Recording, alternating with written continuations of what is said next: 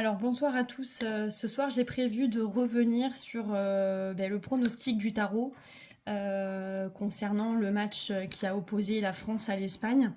Je me devais de revenir là-dessus parce que c'est vrai qu'au cours de cette guidance, de cette lecture, les choses étaient pour moi était très clair, mais effectivement j'ai eu des remarques par la suite qui m'ont été rapportées, me laissant dire que j'avais pas suffisamment assumé l'orientation du tirage, hein, et en l'occurrence c'était pas forcément un pronostic très favorable à l'équipe de France, d'accord.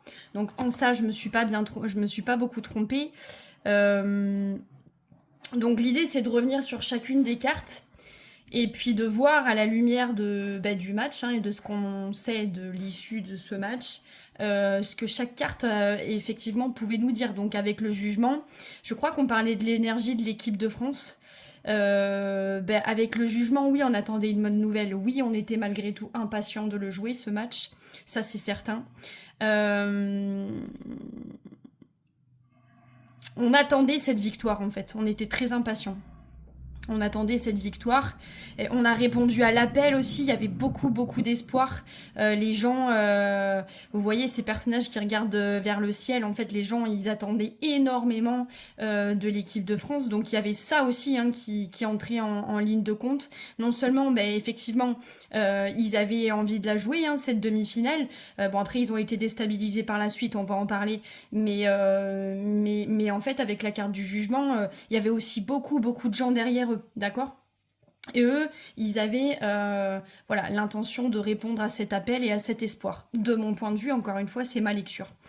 Avec l'ermite, je crois que c'était l'atout des Bleus dans ce match. Bon, l'ermite, on avait dit, hein, c'était une espèce de sagesse, une espèce de aussi l'expérience, hein, l'expérience qui parle, bien entendu, puisqu'on a déjà rencontré cette équipe d'Espagne.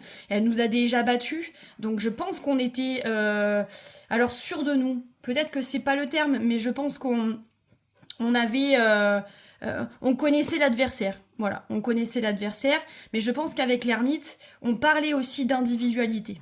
On parlait de solitude, on parlait aussi voilà, d'individualités qui sont fortes, qui sont puissantes. On avait parlé de cette petite étoile là dans la lanterne. Voilà, je veux dire, un amoncellement d'étoiles, une constellation, l'équipe de France, d'accord, et des individualités qui sont très performantes. Après, ce qui nous a manqué, en effet, ça a été le collectif. Vous voyez, avec le soleil à l'envers, ça pouvait être aussi une dimension de lecture, un sens qu'on pouvait donner à cette carte. Oui, on a manqué de collectif et puis on a manqué d'optimisme, on a manqué d'espoir avec ce soleil à l'envers. Le soleil, c'est l'amour, c'est effectivement la cohésion, le collectif. Et c'est surtout le bonheur, la joie, l'optimisme. Bon, on a bien vu dès les premières minutes du match, les premiers instants du match, que les Bleus, ils ont très rapidement lâché, quoi. Voilà. Sauf qu'on s'attendait à ce qu'ils reprennent du poil de la bête, et puis en fait, ce sursaut, il n'est jamais arrivé. Avec le diable, qu'est-ce que c'était déjà le diable?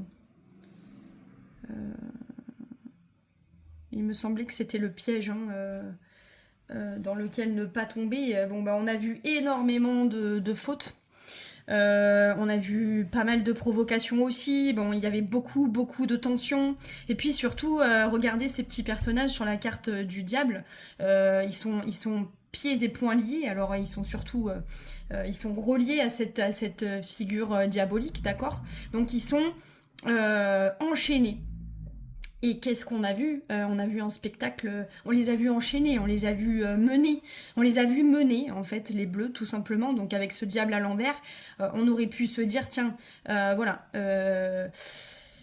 voilà, on va avoir du mal à s'extirper un peu des chaînes espagnoles et c'est exactement ce qui s'est passé en fait, c'est ils ont conservé la balle, ils nous ont menés, ils nous ont baladés, ils nous ont promenés en fait tout au long du match. Alors c'est pas pour remuer le couteau dans la plaie parce que je pense qu'on a tous le seum à J+2, mais voilà, c'est intéressant de faire cette lecture, je veux dire a posteriori, revenir sur chacune des cartes. Donc voilà, deux individualités là, deux individus qui sont enchaînés, et c'est ça, on s'est trouvé enchaînés, on s'est trouvé prisonniers en fait de leur jeu et de leur sens du collectif. Et avec la mort, le tournant du match, là où tout a basculé, bon, pour moi, la mort, j'y avais vu effectivement des prolongations, j'y avais vu potentiellement effectivement un match qui ne prenait pas fin, hein. Ça aurait pu être effectivement, euh, comment dire, euh, comment ça s'appelle, oui, des prolongations. Maintenant, avec la mort, j'aurais pu aussi y voir la surface de réparation. Vous voyez là, on a tous ces corps, comment dire, démembrés, etc. au sol là. C'est assez glauque, mais bon, c'est comme ça, c'est la symbolique du tarot. Voilà, l'idée, ça aurait été de réparer. Donc peut-être, voilà, il y avait effectivement cette symbolique de la surface de réparation. On sait tous que ce penalty, il a fait basculer une première partie du match. Et puis surtout, avec la mort, on aurait pu y voir cette fameuse blessure de Saliba. Donc voilà. En tout cas, il y avait matière à extrapoler. Si c'est un exercice que je réitère, euh, bon ben voilà, il y aura matière à lire hein, de manière peut-être un petit peu plus fine. En tout cas, je pense que l'idée, elle était là. Et puis bien entendu, le pronostic ou la tendance du match, la tendance de l'issue du match avec les cartes centrales, bah, c'était l'injustice. Donc la justice à l'envers. Donc une forme de déséquilibre aussi. Euh, et puis l'empereur, on est complètement déstabilisé, on tombe de notre chaise en fait. Donc c'est ça, y a le fait de manquer de stabilité et puis aussi peut-être d'envie de conquérir avec l'empereur. Un empereur, il part à la conquête de territoire. Et là, en fait, on a manqué d'envie. Voilà. Donc de toute façon, si on regarde en fait le panorama, en fait, les cartes qui sont tombées, elles contrastaient avec cette carte du jugement qui était pleine d'espoir et et aussi, voilà, hein, finalement, entre le jugement et le diable, il y avait beaucoup de pression quand même sur les épaules des Bleus. Il faut quand même le reconnaître.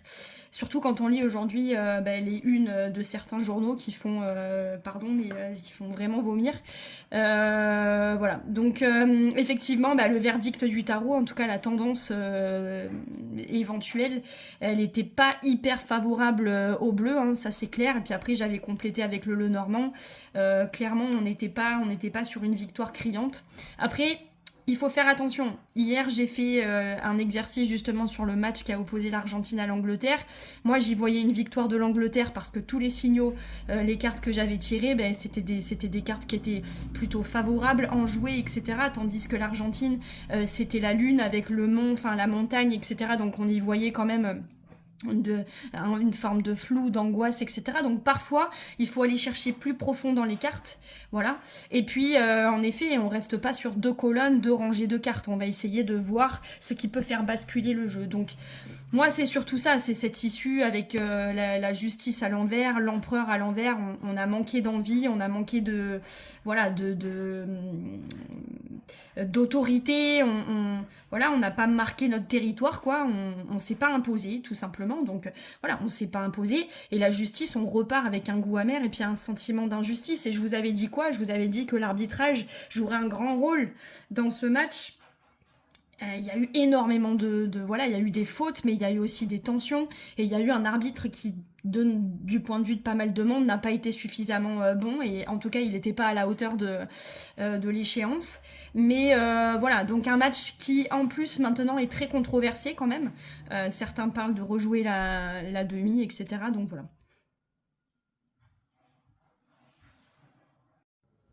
Bon, super, je viens d'être interrompue. Donc j'étais en train de dire quoi? J'étais en train de dire que le match avait été très controversé et que ben, en fait il fallait faire une lecture plus profonde des cartes en présence et que hier soir quand j'ai fait l'exercice relatif à l'Argentine et à l'Angleterre, bon ben voilà, j'ai eu effectivement une lecture premier degré Et ça demandait une lecture bien plus profonde avec effectivement une troisième carte ou une troisième rangée qui vienne un petit peu départager le tout. Donc il faut vraiment, vraiment, encore une fois, se fier à son intuition parce que la troisième carte ou les cartes complémentaires peuvent faire basculer notre premier jugement. Donc voilà, je vais poster une autre guidance, un autre pronostic pour la petite finale qui va nous opposer à l'Angleterre. Autant jouer le jeu jusqu'à la fin et jusqu'à la fin de la Coupe du Monde. En espérant que ça nous soit un petit peu plus favorable qu'en demi. Voilà, merci pour votre attention.